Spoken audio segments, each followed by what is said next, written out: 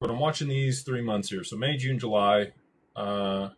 There's a lot of things that are compiling toward or compounding towards something occurring in the short term here. I don't know if it will or not. I don't have a crystal ball. Well, the crystal ball that I have doesn't tell me the future, I should say.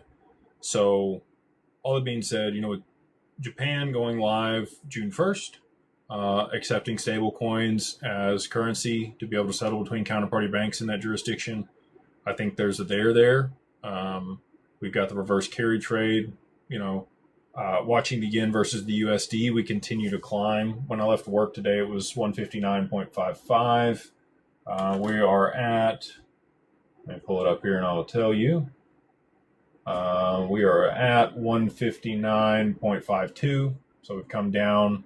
We touched 159.6. When we get back over 160, 161, 162, that's when fireworks are going to happen. So does that take a week? Does that take a couple weeks? Is it another month?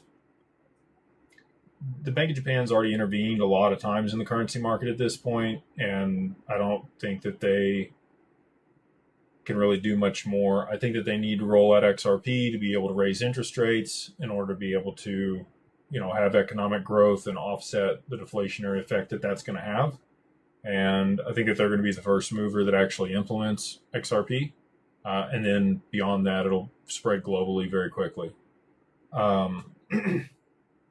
So, continue to watch that, continue to watch oil. If we have additional escalation there in the Middle East and we see oil spike again, oil's kind of been pushed down based on the fact that people believe that there's going to be a ceasefire or that they're coming to some type of agreement. We saw things escalate over the weekend and get a little bit hairy. So, if that continues or there's an op that goes bad or, something happens and Iran retaliates or they cut the underwater sea cables or some of the other stuff that they've threatened to do, I think that, things will escalate there and that will cause oil to go, that will cause the yen to depreciate against the dollar, and that will cause Japan to intervene in the currency market, either through raising interest rates or dumping treasuries again.